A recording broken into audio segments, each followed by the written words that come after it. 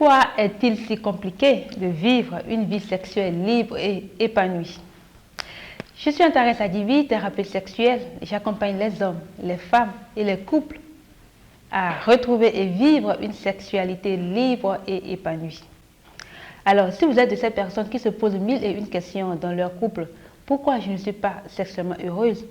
Pourquoi? Tant de pourquoi. Pourquoi mon partenaire n'est pas à la hauteur? Pourquoi je n'arrive pas à connaître la jouissance? Pourquoi? Et pourquoi toujours moi? Cette vidéo vous appartient. Alors déjà, sachez que lorsque vous décidez de vous mettre en couple, de vivre une vie sexuelle, on ne se met pas en couple pour se définir. Votre partenaire n'est pas là pour votre satisfaction sexuelle et vous n'êtes pas là non plus pour le satisfaire sexuellement. Vous êtes au départ deux inconnus qui se sont rencontrés et qui décident de faire le chemin ensemble.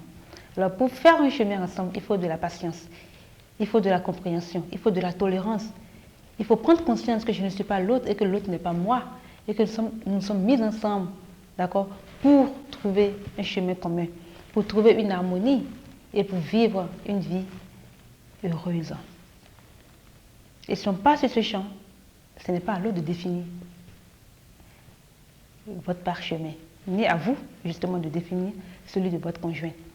Alors j'aimerais partager avec vous quelques conseils clés, prendre conscience que votre épanouissement sexuel ne dépend pas de l'autre.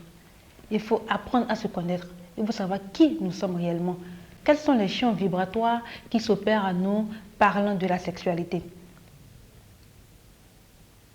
Pour dire qu'il faut aller à la découverte de soi. Connaître ses zones érogènes, connaître ses pulsions sexuelles, connaître les parties qui font monter le désir en soi. Et ce n'est pas à votre partenaire de vous apprendre. Certes, vous pouvez tomber sur un partenaire un peu fou, qui a l'art de la patience. Si je parle des hommes, parce que souvent nous constatons que les hommes ne sont pas souvent très patients dans le chemin de l'érotisme. C'est beaucoup plus la femme qui s'adonne à ça, à ce jeu-là. Donc, quand c'est un homme qui n'est pas patient, qui n'a pas encore les préacquis et que vous le rencontrez, il faut de la patience. Il faut de la patience, il faut beaucoup communiquer ensemble pour qu'ils puissent comprendre vraiment qu'est-ce que vous voulez. Si au préalable, vous savez qui vous êtes sexuellement parlant.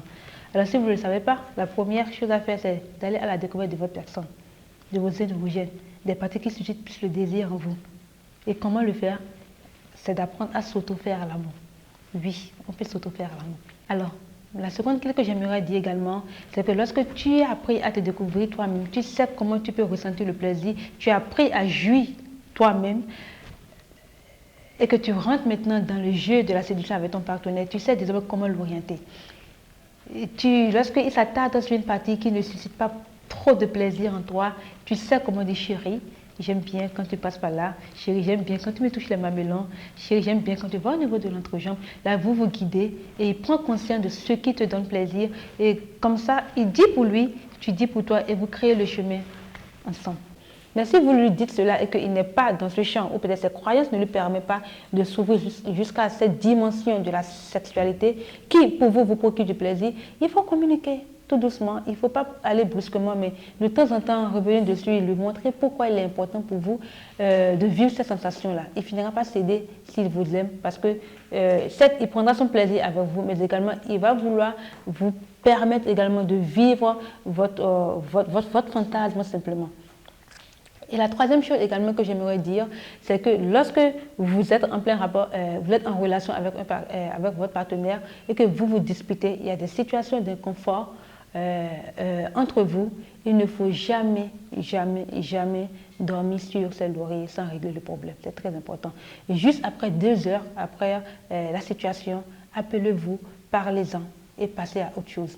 Ce n'est pas facile, je sais, parce que notre éducation ne nous a pas appris à pardonner automatiquement, comme on l'a remarqué sous d'autres cieux. C'est tellement compliqué pour nous parce qu'on nous a inculqué la rancune dès le bas âge, où tu vois des couples qui se mettent en rancune pendant 1 mois, 2 mois, 3 mois, ils vivent dans la même maison. Non, c'est un piège pour votre épanouissement personnel et l'avancée de votre couple. Ne dormez pas sur vos lauriers lorsque ça ne va pas. Communiquez en même temps. Parce que si d'habitude vous avez développé l'art de petites attentions à vous taquiner et qu'une situation d'inconfort vient s'installer dans votre relation. Si par exemple, lorsque la femme est à la cuisine et que l'homme passe un temps lui faire de petits câlins parce que vous n'êtes pas en de bons termes, il se refuse de le faire.